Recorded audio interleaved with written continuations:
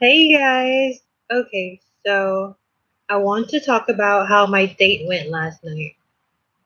So this was a gentleman. I met him at a sushi restaurant at first for the first date, and that was really nice. So then um, I met him for the second time at this really good seafood place called. I won't tell you guys the name of it for discretion, but it was a really nice seafood place and it was downtown. He didn't want to go downtown at first because it was farther away from his home, and he was trying to get me to go to another restaurant. But I was set on going to this restaurant with the good lobster that I wanted to try. And he was like, "No, let's not go there. Let's go to this other restaurant. It's closer to me." And so I was like, heck no, I wouldn't have came if I would have known we weren't going to the restaurant that I've been craving for like all week, all day. And so I finally make him take me to the restaurant that I wanted to go to. So he took me there and it was amazing. Like I was so glad he took me there because I know I wouldn't have enjoyed the food half as much at the other restaurant.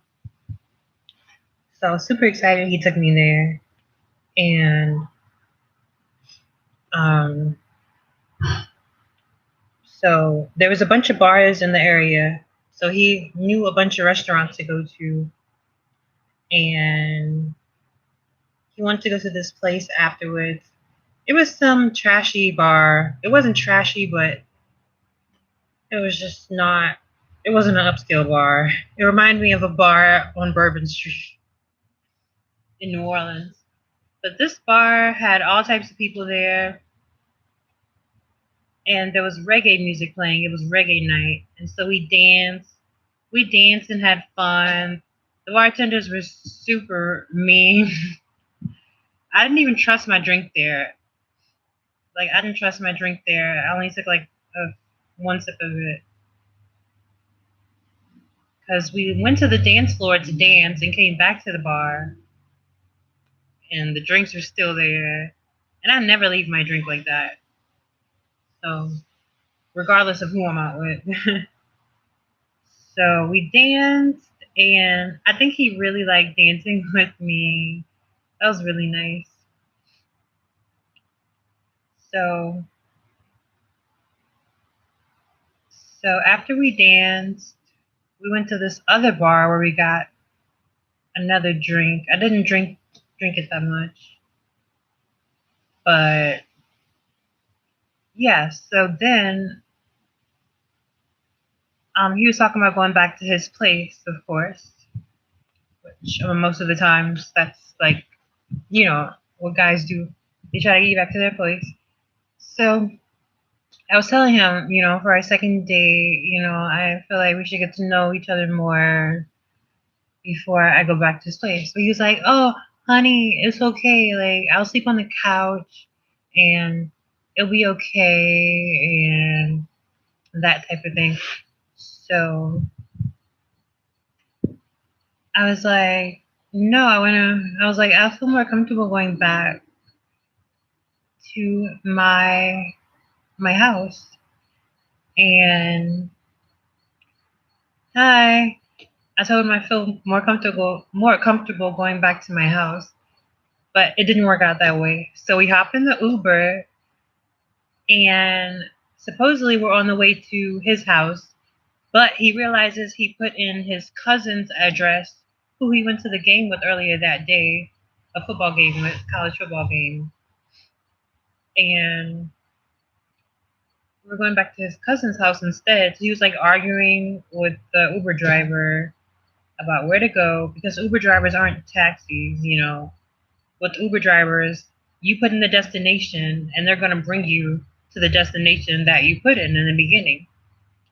So he's like, "I'll pay you $100, if you just go to my house and forget about the address I put in when he requested the Uber." So he gave the man like $100, and he took us to his house. And his house is somewhere, it's like a rural area. It's kind of like the country. It's like on borderline the country and the city because it was so far away. Like it was really far away. And we were in the car for like an hour on the way to his house. And I was kind of getting scared. I'll say I was getting scared because this is only the second date with this man. And I've been watching all types of crime scene videos where women, go off with some man, then her body gets mutilated. And I'm like, oh my God, I'm about to get kidnapped and killed or something. So that's what I'm thinking. Just from watching all those videos and hearing about all the stories on the internet that have been happening, I'm like, that could happen to anybody. Like, how do I know this man won't do me any harm?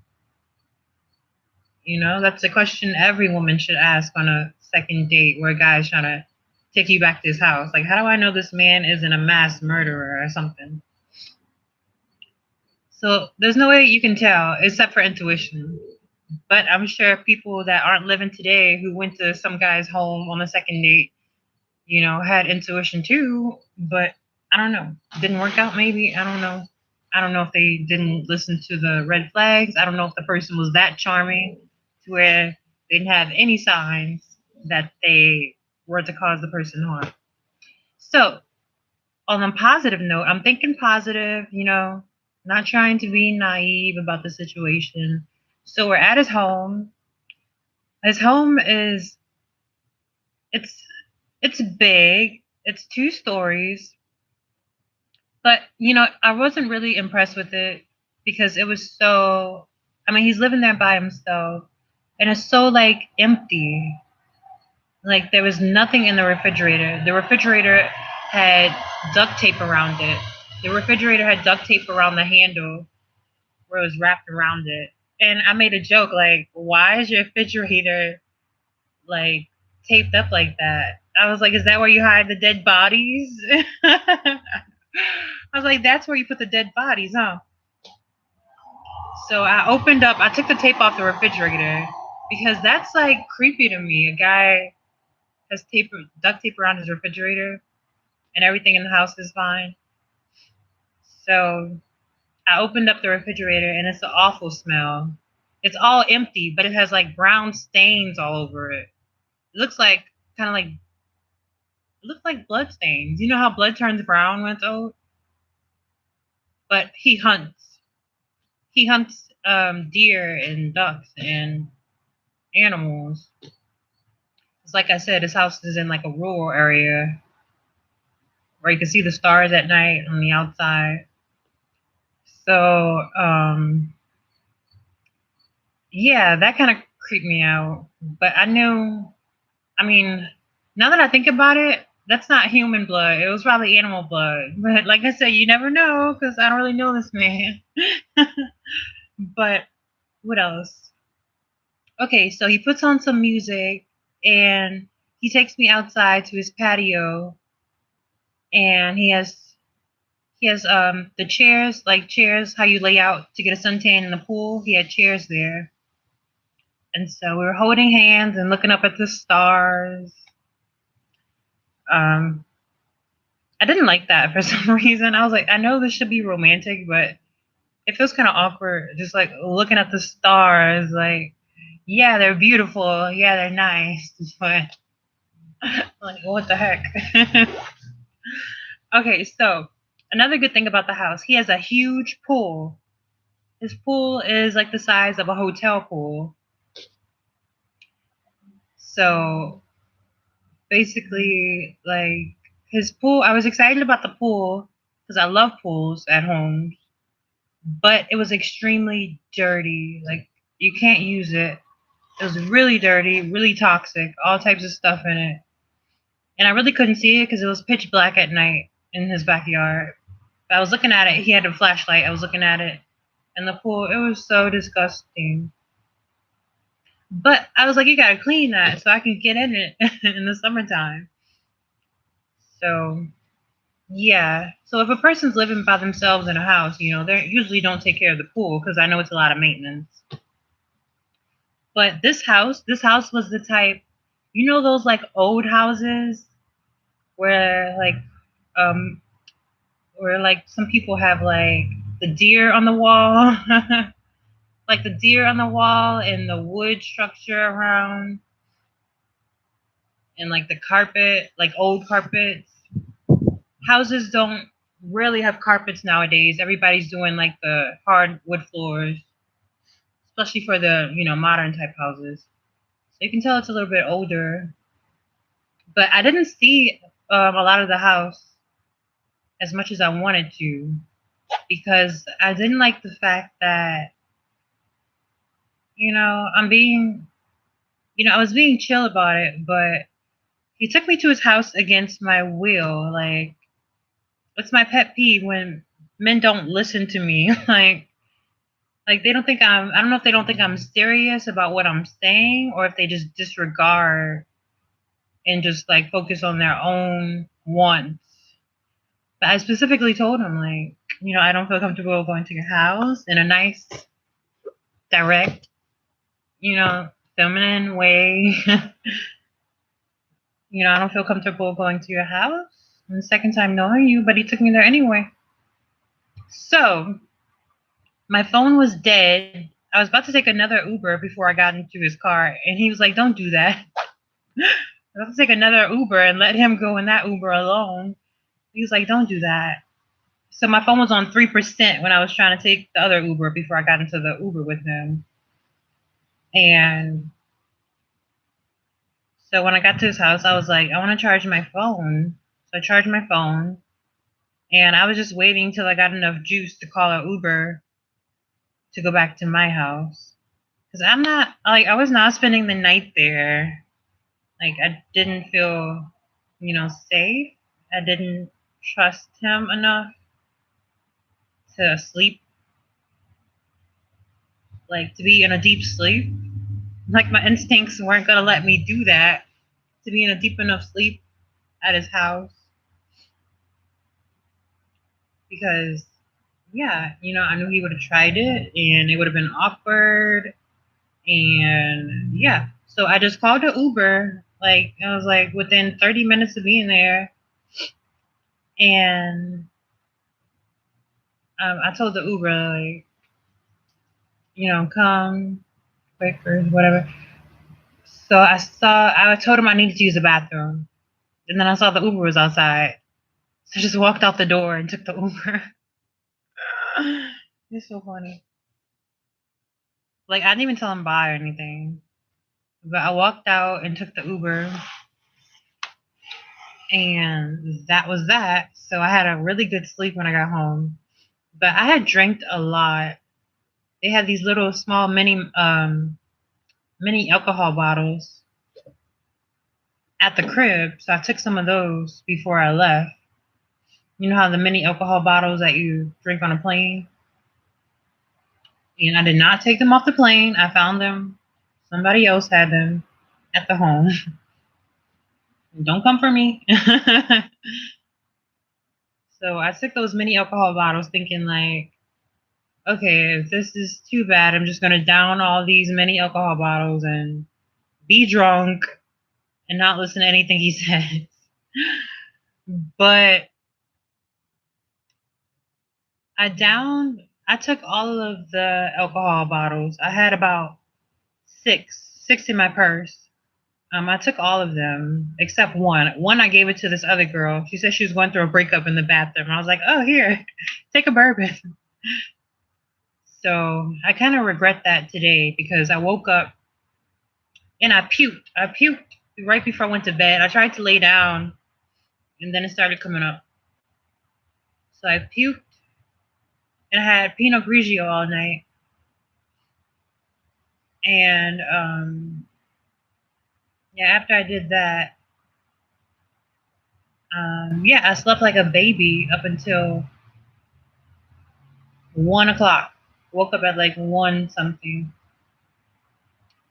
and I had a really good sleep. But when I woke up, I had a headache. Like, I still have a headache right here. But I drank so much water last night, so it's not like a huge headache. And then I woke up and had some eggs with some kale. And so I thought about the night. Like, we had fun. Like, I had really good food, and we had Pinot Grigio, and we danced, and that was really nice. But yeah, I didn't like the going to his house part against my will. I never agreed to that, but it was funny. But I didn't mind it, it was nice. But yeah, it was funny because like I literally like ran from his house. So I called him today and I was like, "Hey, oh my gosh, I just left so abruptly." And he was like, "Yeah, you didn't have to do that. I would have walked you to the Uber." And I was like, "Sure." So he wants to hang out today, but I told him, I'm feeling lazy and I have a headache and I just want to stay inside and rest. But he's still blowing up my phone. I haven't answered because I know he's going to try to convince me to go out, but I'm not feeling well and I need to rest. But yeah, maybe some other time, maybe tomorrow we can do something. So the date was really nice. I really enjoyed myself, and he was a gentleman, whatever. But, you know, if I'm going to feel comfortable with a guy enough to go to his house on a second date, I mean, he would have to really impress me, to be honest. Like, by then, he would have surprised me. If he would have surprised me with like a handbag or some shoes or, jewelry, or some anything, like any type of gift or, well, not any type of gift, the nice gifts that cost a lot of money. I would have been impressed with him. I would have been super impressed. I would have been like, yes, let's go to your house. But I don't know. Guys don't really do that. Like, yeah, food and wine is nice and dancing is nice. But, like if you want someone to be impressed, you have to, yeah, you have to gift them. I would have been so impressed if a guy would come to a date with a Prada handbag or some designer shoes where he took the time to find out what size I wore. That would impress me, and then I wouldn't be skeptical about going to his house. That would so impress me. Yeah, it's a beautiful day, beautiful Sunday.